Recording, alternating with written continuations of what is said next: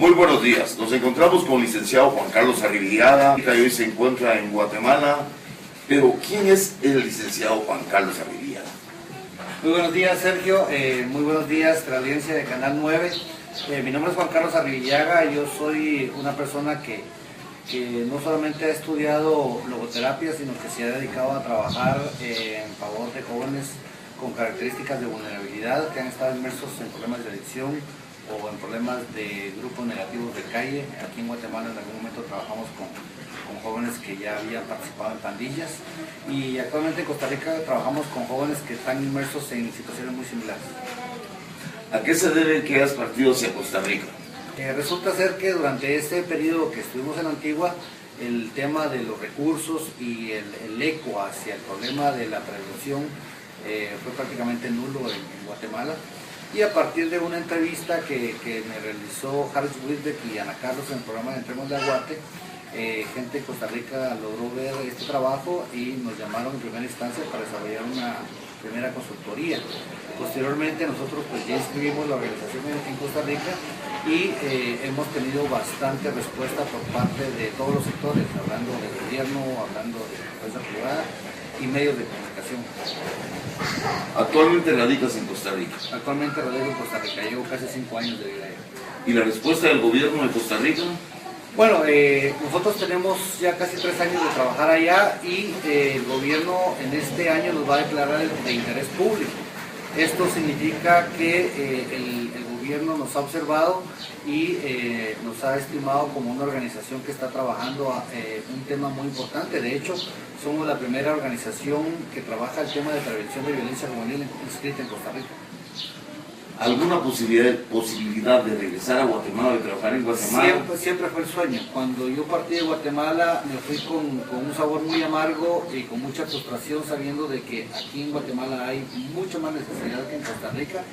Sin embargo, el problema de los fondos me quedó muy claro que tenían que ser conseguidos desde afuera y no depender directamente del Estado ni de la empresa privada, porque eso ya lo complica mucho. Nosotros estamos buscando generar los recursos suficientes para que eventualmente nosotros podamos regresar a Guatemala a desarrollar este modelo que estamos actualmente desarrollando, y finalmente en Costa Rica. En Costa Rica, ¿quién da el apoyo? El apoyo lo da principalmente un componente internacional, la empresa privada. Hemos recibido bastante apoyo en la empresa privada y, o diría yo, irónicamente, los medios de comunicación social. Por parte del Estado recibiríamos apoyo en el momento que tengamos esta declaratoria de interés público, porque es donde el Estado ya puede desembolsar recursos y auditarlos también. ¿En qué gobierno fue cuando tuviste que partir para Costa Rica? Iniciando el gobierno de Álvaro Colón. ¿Y con el gobierno actual has tenido algún contacto, has tenido alguna plática? No hemos tenido ningún tipo de contacto con este gobierno. Creo que están apenas empezando y creo que desconocen de lo que nosotros estaremos haciendo allá en Costa Rica, y creo que más aún de lo que vamos a hacer aquí en Antigua. Claro que sí. Hay algo bien importante. Tienes un material de apoyo excelente que se ha trabajado con ayuda de algunas universidades de Costa Rica, tengo entendido. En Costa Rica existe una ley, la ley se llama la Ley del Trabajo Comunal Universitario. Esto inició a partir de la Universidad de Costa Rica, que luego se generalizó en todas las universidades privadas. Esta ley obliga a que los estudiantes ya en el último año de graduación tengan que hacer 4 meses o 150 horas de transferencia de conocimientos adquiridos en la universidad hacia una comunidad que lo necesite.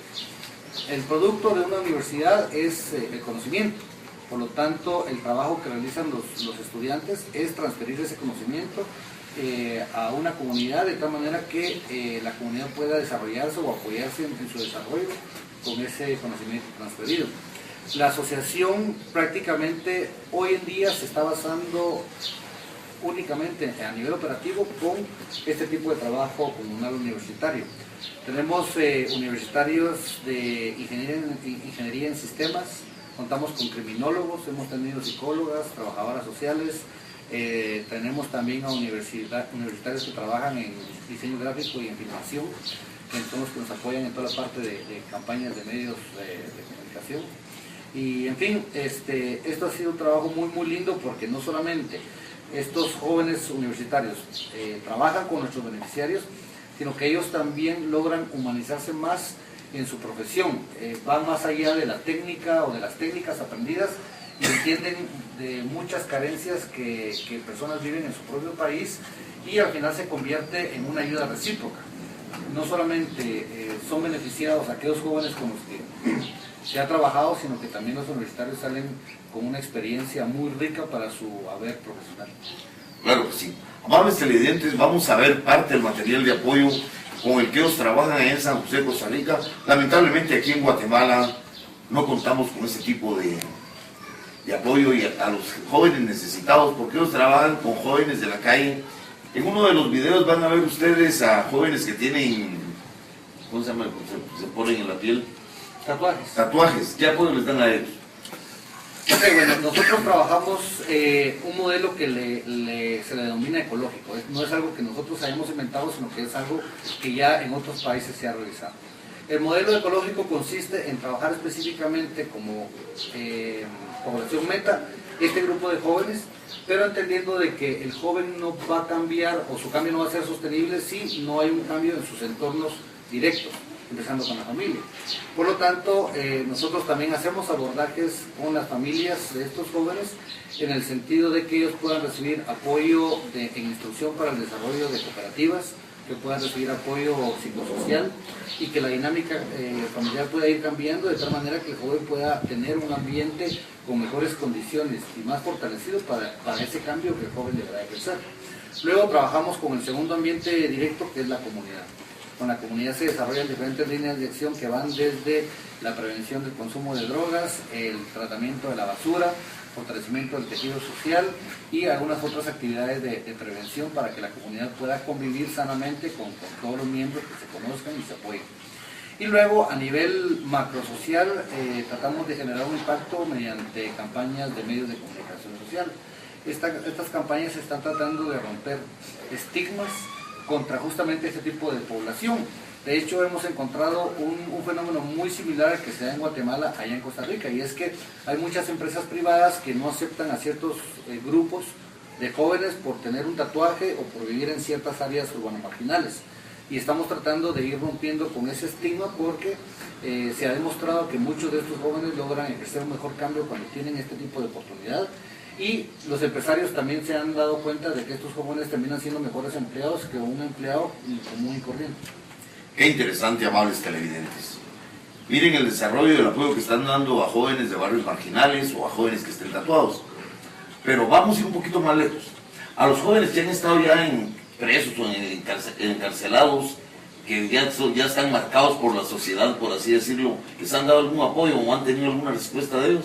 Bueno, sí, de hecho nosotros trabajamos bajo la premisa de que el ser humano no está determinado del todo, no está determinado por su pasado, no está determinado por sus condiciones o por sus circunstancias, ni tampoco está determinado por sus limitaciones, y esto lo hemos visto nosotros en un sinfín de ejemplos de personas que incluso han tenido alguna amputación de algún miembro. Es decir, el ser humano tiene la capacidad de trascender esas limitaciones y esas circunstancias, puede cambiar su vida y lo que toma es de que esta persona tome conciencia. Qué interesantes, amables televidentes. Hace algunos años aquí en Guatemala, personas altruistas como vuestra merced quisieron entrar a centros carcelarios, dieron apoyo a los muchachos y precisamente a los que están infiltrados en maras. Y no, si no mal recuerdo, uno de ellos fue aquí en Guatemala asesinado entre las cárceles. ¿Tienes algún miedo a esta situación? Yo creo que el peligro siempre es algo muy potencial. Creo que este tipo de trabajo no se puede desarrollar si, a pesar del miedo que es natural y que existe, uno no busque hacer este tipo de tarea. Creo que sería formidable si no solamente un pequeño grupo, una persona se dedicara a esto, sino que la sociedad en general se lograra involucrar en este tipo de trabajo a pesar del miedo. Creo que Guatemala es un país donde hemos caído en un miedo que nos ha petrificado Como decía el Papa Juan Pablo II, no hay que tener miedo. Si nosotros actuamos o dejamos de actuar por miedo, creo que estamos tomando la decisión incorrecta en cuanto a qué es lo que se debe hacer para enfrentar el problema. El miedo es algo que es real, sin embargo, no podemos dejar que sea eso lo que dicte el por qué hacemos el trabajo que hacemos. La experiencia nos ha demostrado que cuando nosotros brindamos una mano verdadera a este tipo de jóvenes y en sus problemáticas, estos jóvenes no solamente ejercen el cambio, sino que estos jóvenes también se convierten en aquellas personas que lo cuidan a uno, que lo quieren a uno y que le responden a esa oportunidad que uno les brinda, porque en realidad de las personas que yo he conocido que ya han estado inmersas en algún conflicto con la ley, son personas que en realidad quieren cambiar, pero que no ven un horizonte hacia dónde. Veamos qué es lo que pasa con un joven que se sale de una pandilla. Está dejando a un grupo que solía conceptualizar como su familia. Está dejando a un grupo que le solía dar aquellos satisfactores a sus necesidades. Está dejando al grupo donde él tenía un sentido de pertenencia. Y llega a una sociedad que le está exigiendo que se salga de esos grupos, pero es una sociedad fracturada, es una sociedad egoísta, es una sociedad donde no existe solidarismo, donde está viendo que hay una persona que está pidiendo comida y la sociedad no le da. Entonces, para este tipo de jóvenes es un gran conflicto y entran en crisis cuando se encuentran en una sociedad que le exigía salirse de estos grupos y luego está peor en cuanto a la experiencia que ellos vivieron con estos grupos. Yo considero que estos grupos son mejores organizados, más solidarios y más cohesionados que un grupo scout. El único problema que estos grupos cometen es delito. Que si pudiéramos nosotros quitarles esa parte de su qué hacer, esos grupos podrían ser muy útiles y productivos para la sociedad. Estos jóvenes no se forman solo porque quieran formarse, estos jóvenes se forman porque han sido no excluidos, han sido totalmente expulsados de la sociedad y dentro de esa exclusión social ellos se unen, crean sus propios lenguajes, crean su propio tatuaje a través del graffiti y del tatuaje y dependen de la sociedad a través de la comisión de delitos. Pero si estos jóvenes fueran incluidos realmente, no en el discurso, sino que realmente fueran incluidos a través de oportunidades sociales dentro de una sociedad, considero que tendrían mayor capacidad y potencial de ser mejores ciudadanos que los ciudadanos comunes y corrientes de nuestra sociedad.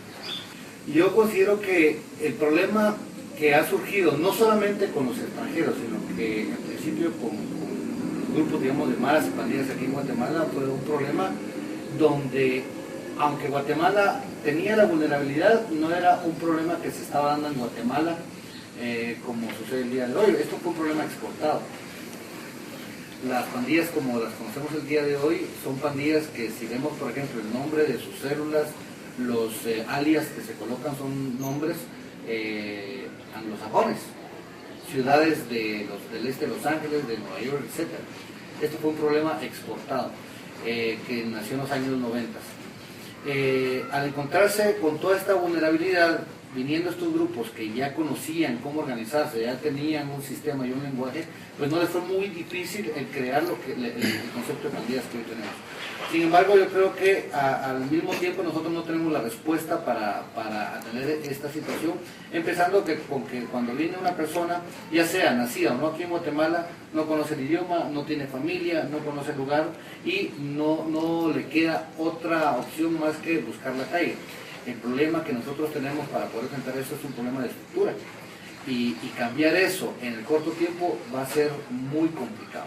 Yo considero que tienen que haber dos alternativas paralelas donde el Estado es el más indicado e importante en actuar, porque no hay otra entidad, institución o persona que tenga la capacidad de hacerlo. ¿Cuáles son estas dos vías alternativas? Por un lado, la prevención. La prevención no solamente es ir a dar una charla sobre qué es lo que no se debe de hacer, qué es lo bueno y qué es lo malo. La prevención tiene que ser un abordaje muy integral que incluya varios elementos como la educación, la salud, el trabajo, la capacitación, la atención, pero quizás incluso más allá de lo institucionalizado, tiene que haber un acompañamiento. O sea, estos jóvenes de alguna manera también requieren una figura, digámoslo así, paternal, alguien que les acompañe. Los resultados más positivos que hemos tenido es cuando al joven se le ha dado un acompañamiento continuo, por un lado. Por otro lado, la parte de la investigación de un crimen, la parte de la persecución y la parte de la sanción tiene también que ser algo real. Por un lado, Guatemala solamente ha demandado mucho esta línea de acción, digamos, la parte represiva. Tenemos un 98% de casos de impunidad. Mientras que no haya justicia y no haya credibilidad en las instituciones de Estado, es muy difícil que el guatemalteco se sienta seguro por ese lado. Pero por otro lado también hay que entender de que el sistema penitenciario no es simplemente una bodega humana. El sistema penitenciario fue creado para cambiar, rehabilitar, generar capacidad y luego oportunidades externas a esas personas que salen y no ser una universidad del crimen. Entonces, si nos damos cuenta, es un problema muy estructural. ¿Dónde es que la sociedad guatemalteca, más allá del Estado, tiene un papel muy importante? La sociedad guatemalteca tiene un papel muy importante en el sentido de que tenemos que entender de que por encima de todo ahí está la ley. Debajo de esa sombría, digamos, de la ley conviven diferentes culturas y debajo de esas culturas conviven diferentes morales. Lo que ha sucedido en Guatemala es que hemos tenido un divorcio entre ley, cultura y moral. ¿Qué es lo que ha sucedido? Que mi moral, digamos, la ley me dice que yo no puedo ser corrupto, pero mi moral se para por encima de esa ley y yo actúo de forma corrupta. Entonces hay una fractura, hay un divorcio entre esos principios.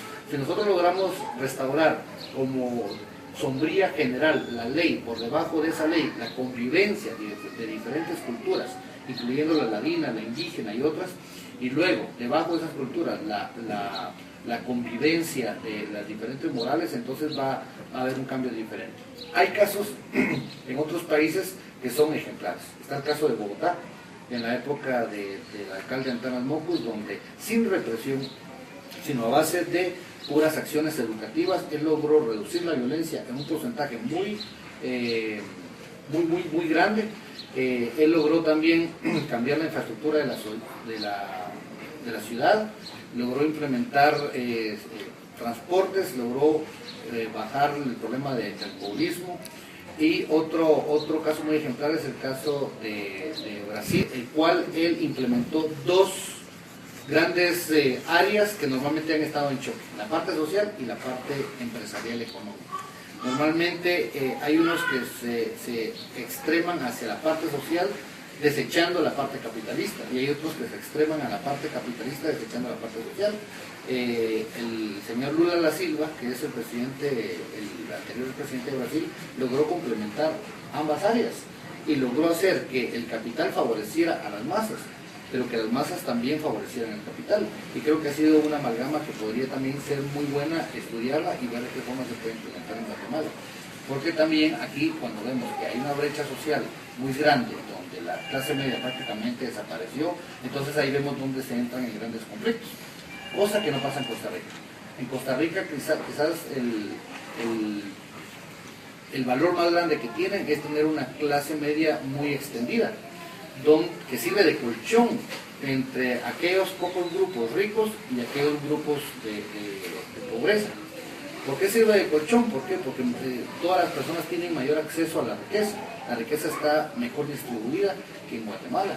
Entonces vemos que hay un Costa Rica que hace 2 años se ha declarado el país más feliz del mundo. Y los indicadores que llevan a esa declaratoria es que tienen acceso a la salud, 100% en cobertura en educación primaria, donde la gente tiene trabajo y lo más importante, tiene tiempo de ocio. Es interesante ver cómo, por ejemplo, los sábados y los domingos en San José, las calles están prácticamente desiertas y ves que hay mucha actividad familiar.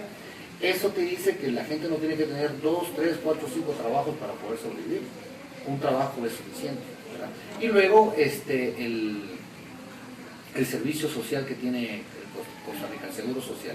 La Caja del Seguro Social le da cobertura al 100% a toda la población costarricense e incluso a aquella que ni siquiera es costarricense, porque se sabe del problema que tienen allá ellos con la migración nicaragüense, donde ellos han podido incluso atender a casos de personas no costarricenses y el Seguro Social es muy extendido y muy protegido por el Estado y por la sociedad. Algo que también aquí pues nos deja muy cortos, ¿verdad? Cuando una persona pobre tiene que pagar grandes cantidades de medicina o de hospital, cuando se da una enfermedad dura, en Costa Rica eso prácticamente está solventado. ¿Alguna anécdota en el transcurso de tu carrera, de tu estudio hasta el momento, que te haya marcado como licenciado y en esta profesión de entrega hacia los jóvenes y hacia la juventud? Hay muchas. A mí quizás la que más me marcó fue se lo debo a las obras sociales del hermano Pedro, a través del Centro Renacer en Sulpan. No es publicidad, es parte de la historia. Ahí fue donde encontré el llamado vocacional para este tipo de trabajo. Me di cuenta de que yo había vivido y había conocido muchas personas que sufren de todos los estratos sociales, desde un niño hondureño de 8 años que vivía aquí solo en las calles, en sus padres, que conseguía dinero no solamente para consumir drogas, sino también para alimentarse, que era maltratado, hasta un ingeniero o un licenciado que también tenía esa problemática. Yo me di cuenta que esta fue una universidad diferente, que no existe en las universidades tradicionales, porque yo había logrado entender el sufrimiento de aquellas personas que están inmersas en este fenómeno. Logré entender lo que muchas personas no entienden al no vivirlo, o que no quieren aceptarlo al estarlo viviendo, porque es muy irónico que es también otro de los flagelos muy estigmatizados. Sin embargo, es muy común verlo en nuestra propia casa o en la casa de los vecinos, y lo que suele hacer la sociedad es callarlo. En otras sociedades, especialmente la de Europa, esto ya se considera una enfermedad crónica, no un vicio, no una deficiencia moral, una enfermedad crónica que puede ser tratada como ir donde el odontólogo. Y las personas afectadas dicen, hey, me voy a meter a rehabilitación, ¿verdad? Es algo que ya no solamente se acepta, no como una circunstancia que se vive, sino algo que puede ser transformado desde un enfoque sanitario, ¿verdad? Qué interesante. Y usted, amable televidente, ¿sabe dónde está ahorita su hijo o su hija? ¿Qué le ha dicho por los tatuajes? ¿Qué apoyo moral le ha dado? ¿Sabe si está trabajando o si está estudiando?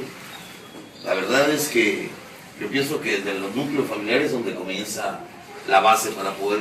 Indiscutiblemente. La tarea de un padre es enseñarle dos cosas muy importantes a los hijos. Primero, a que tomen decisiones.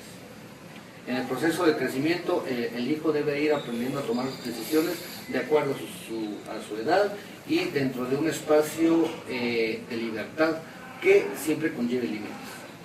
El padre tiene que enseñarle al hijo a que todo tiene límites. Y número dos, a que esas decisiones sean las correctas. ¿Por qué? Porque ya en la etapa de la adolescencia, los hijos ya toman las decisiones y no necesariamente con el aval o con el apoyo de los padres o solicitando la información a los padres. Normalmente los adolescentes toman decisiones basados en lo que escuchan de sus padres para cuando son cuestiones de corto plazo, y acuden al papá cuando las decisiones son para efectos de largo plazo, por ejemplo, para qué carrera seguir en la universidad, etc. Cuando un hijo es pequeño, el padre es como un reloj de catedral. Uno le marca la hora constantemente al hijo, le indica qué es lo bueno, qué es lo malo, cuáles son las decisiones que se deben tomar. Pero cuando el joven ya es adolescente, el padre se convierte como reloj de pulsera, únicamente puede dar la hora cuando el hijo se lo pida.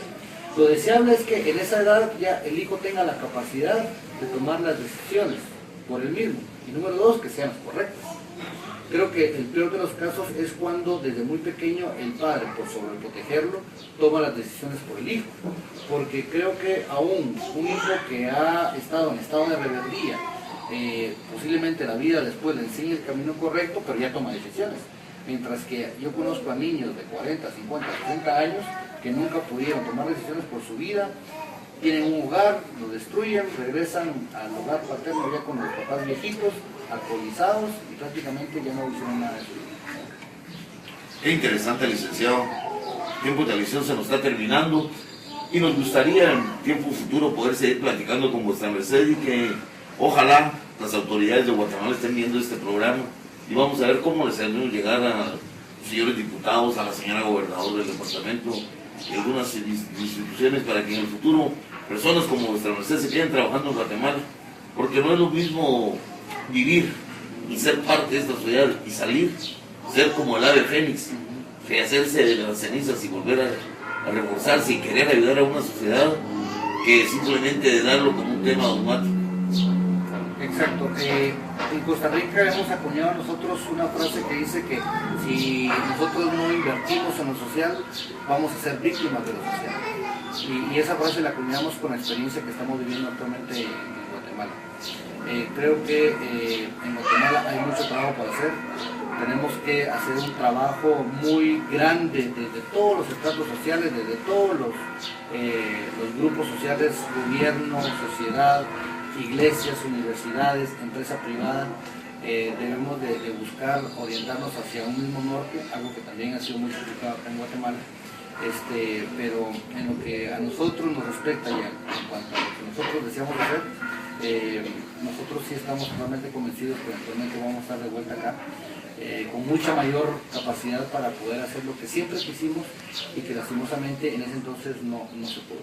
No lo vemos como algo que no se pudo hacer, aquí se terminó todo y nos fuimos, sino que tuvimos que elegir un camino alternativo para poder buscar la forma de regresar con mayor capacidad y apoyar a todos aquellos jóvenes que en su momento nos pidieron verdaderamente que les diéramos una mano y que nosotros incluso no llegamos a tener ni siquiera combustible para poder llegar a esas comunidades. Así que muchas gracias, Sergio, por esta entrevista. Yo verdaderamente le deseo a Guatemala mucho bienestar y mucha felicidad. Ojalá que las autoridades de este nuevo gobierno pues, tomen las decisiones correctas para lograr atender este problema, no solamente desde las cárceles y desde la policía. La policía no tiene la capacidad para ser padre de familia, para ser maestro, para ser empleador. La policía ya atiende ya el último eslabón del problema y que tengan la conciencia muy abierta para poder entender de que este problema no solamente es un problema de gobierno, sino que también es un problema de todos nosotros. Que hasta que nosotros no busquemos cambiar nuestra forma de pensar, no vamos a lograr cambiar también todos estos esquemas y estructuras que tenemos en nuestro país.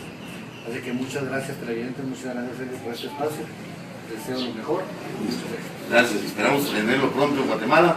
Amables televidentes, vamos a pasar todo el material de apoyo que se crearon en las universidades de él, así como unos panfletos que vamos a poner allá en cámaras y vamos a llevar de toda la lucha que ellos están haciendo y que dice asociación gente ayudando a gente. Esto es en Costa Rica donde él está trabajando. Esperamos que pronto nuestros guatemaltecos regresen y en este país se les dé el apoyo. Muchas gracias, licenciado. Tuvimos el gusto de estar con el licenciado. Muy feliz con Carlos Arribillaga. Juan Carlos Arribillaga. Gracias, licenciado. Sea siempre y muy feliz de estar en la Antigua de nuevo. Gracias. Muchas gracias a todos.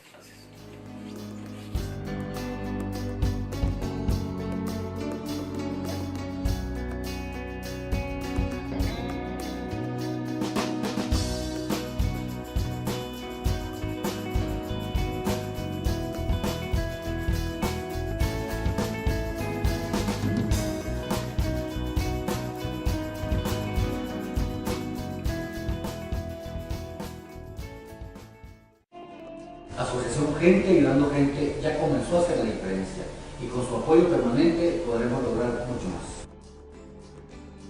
Los jóvenes no solamente necesitan ayuda, sino también ser promovidos. Y por favor, en su próxima ayuda, no donen dinero únicamente. Les invito a que cambiemos vidas.